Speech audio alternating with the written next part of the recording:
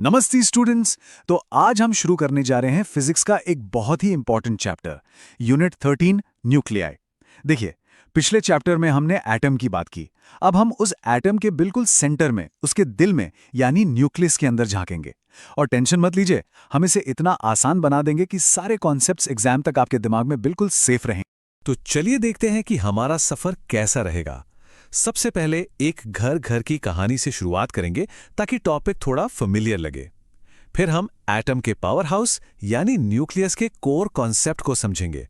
उसके बाद न्यूक्लियस की पहचान और वजन पर फोकस करेंगे जो एग्जाम के लिए जरूरी है। फिर एक मजेदार मिसिंग मास मिस्ट्री को सॉल्व करेंगे, कुछ सबसे बड़ी गलतफहमियां दूर करेंगे और एंड में एक फाइनल समरी से सब कुछ रिवाइज कर लेंगे। चलिए शुरू करते हैं। तो हमारा पहला सेक्शन है घर घर की कहानी।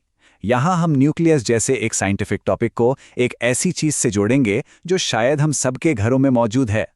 तो पहला सवाल ये है, क्या कभी सोचा है कि आपके घर में जो स्मोक डिटेक्टर लगा है उसके अंदर आखिर है क्या? ये एक ऐसी जगह है जहां न्यूक्लियस की एक बहुत ही खास प्रॉपर्टी चुपके से अपना काम कर रही है। आपको सुन के शायद थोड़ी हैरानी हो, लेकिन इसका जवाब है अमेरिशियम 241।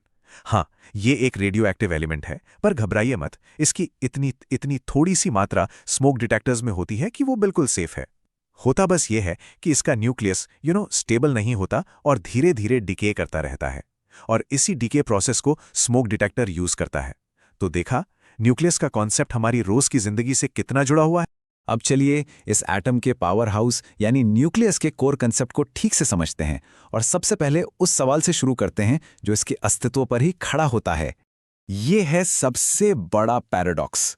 हम सब जानते हैं कि प्रोटॉन्स पॉजिटिवली चार्ज्ड होते हैं, और फिजिक्स का बेसिक रूल है कि सेम चार्जेस एक दूसरे को रिपेल करते हैं, धक्का देते हैं। तो फिर इतने सारे प्रोटॉन्स एक इतनी सी छोटी जगह में एक साथ बंधे हुए कैसे हैं? इलेक्ट्रोस्टैटिक रिपल्शन से तो न्यूक्लियस को बूम बिखर जाना चाहिए था, लेकिन ऐसा नहीं होता। क्यों? इसका जवाब ना एक सिंपल सी एनालॉजी से समझते हैं। सोचिए कि न्यूक्लियस एक बहुत भीड़ वाला कमरा है। इसमें सारे प्रोटॉन्स एक दूसरे को पसंद नहीं करते और दूर धकेल रहे हैं। लेकिन इस कमरे में एक बहुत ही पावरफुल फ्रेंडशिप फोर्स है, जिसे हम साइंस में कहते हैं स्ट्रॉन्ग न्यूक्लियर फोर्स। ये फोर्स इतना ज्यादा मजबूत है कि सबको एक साथ पकड़ कर रखता है। पर इसकी एक शर्त है। ये दोस्ती वाला फोर्स सिर्फ तभी काम करता है जब सब एकदम पास पास, बिल्कुल क्लोज रेंज में हो। अब जब हमने इसकी कहानी समझ ली है, तो चलिए इसकी प्रॉपर एनसीईआरटी वाली डेफिनेशन भी देख लेते हैं जो एग्जाम में काम आएगी।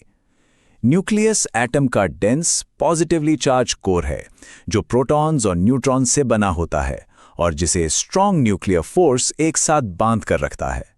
देखा, बिल्कुल सिंपल, वही सब बातें जो हमने अभी समझी।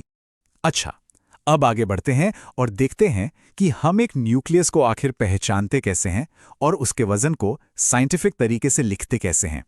ये एग्जाम के लिए बहुत जरूरी है। देखिए, इस टेबल में 3 इंपॉर्टेंट टर्म्स हैं। पहला है Z यानी एटॉमिक नंबर। ये है प्रोटॉन्स की संख्या, और याद रखिएगा Z ही एलिमेंट की पहचान है। Z बदला तो एलिमेंट बदल गया। फिर है N यानी न्यूट्रॉन नंबर, और A है मास नंबर जो कि प्रोटॉन्स और न्यूट्रॉन्स का टोटल है। फॉर्मूला हमेशा याद रखें, A = Z + N। किसी भी न्यूक्लियस को लिखने का स्टैंडर्ड तरीका है AZX।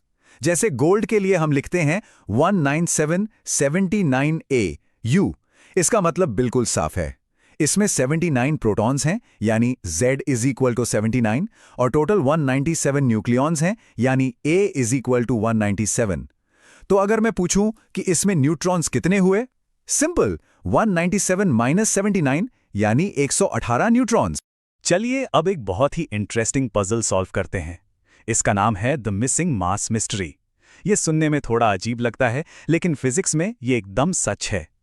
इसे स्टेप बाय स्टेप समझते हैं, एक डिटेक्टिव की तरह।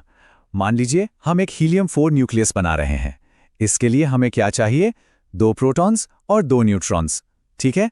स्टेप 1, हम इन चारों का अलग अलग मास लेते हैं। स्टेप 2, हम इनको जोड़कर टोटल एक्सपेक्टेड मास निकाल लेते हैं। Simple math. लेकिन जब स्टेप 3 में हम असली हीलियम-4 न्यूक्लियस का मास नापते हैं, तो स्टेप 4 में एक हैरान करने वाली चीज सामने आती है। जो एक्चुअल मास है वो एक्सपेक्टेड मास से कम है। तो आखिर ये मास गया कहाँ? इस रहस्य का जवाब अजीम साइंटिस्ट एल्बर्ट आइंस्टाइन ने अपनी सबसे फेमस इक्वेशन में दिया था, E = mc²। यही इस पूरे पजल की चाबी है। वो जो मिसिंग मास है ना, वो असल में कहीं गायब नहीं हुआ।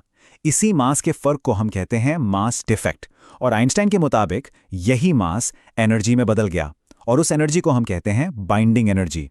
यही वो एनर्जी है जो सारे प्रोटॉन्स और न्यूट्रॉन्स को एक साथ चिपका कर रखती है, बिल्कुल एक सुपर ग्लू की तरह। तो सिंपल सा लॉजिक है, जितना ज्यादा मास गायब होगा उतना ही स्ट्रॉन्ग न्यूक्लियस का ग्लू बनेगा। चलिए अब कुछ ऐसी कॉमन गलतफहमियों को दूर करते हैं जो अक्सर स्टूडेंट्स के मार्क्स कटवा देती हैं। इन्हें हम साइलेंट किलर्स भी कह सकते हैं। इन्हें ठीक करना बहुत जरूरी है। पहली गलत सोच कि बाइंडिंग एनर्जी न्यूक्लियॉन्स को दूर धकेलती है। बिल्कुल गलत। सही कॉन्सेप्ट यह है कि बाइंडिंग एनर्जी वो ग्लू है जो न्यूक्लियॉन्स को जोड़ती है, अलग नहीं करती। दूसरी गलत सोच कि जो न्यूक्लियस जितना भारी होगा उतना ज्यादा स्टेबल होगा, यह भी गलत है। स्टेबिलिटी का चैंपियन आयरन है, जिसका मास नंबर 56 के आसपास होता है। बहुत ज्यादा भारी न्यूक्लियस जैसे कि यूरेनियम अक्सर अनस्टेबल होते हैं। तो अब हम आखिरी सेक्शन में आ गए हैं। यहां हम सारे इंपॉर्टेंट पॉइंट्स को एक साथ जोड़ेंगे ताकि रिवीजन में आसानी हो और सब कुछ याद रहे। याद कीजिए, पिछले चैप्टर यूनिट 12 एटम्स में हमने न्यूक्लियस को बस एक छोटा सा पॉइंट मानकर सारी कैलकुलेशंस की थी। लेकिन अब हम देख रहे हैं कि उस पॉइंट के अंदर एक पूरी दुनिया है, एक कॉम्प्लेक्स स्ट्रक्चर है, और यही स्ट्रक्चर आगे चलकर रेडियो एक्टिविटी और न्यूक्लियर एनर्जी जैसे बड़े बड़े टॉपिक्स को एक्सप्लेन करेगा।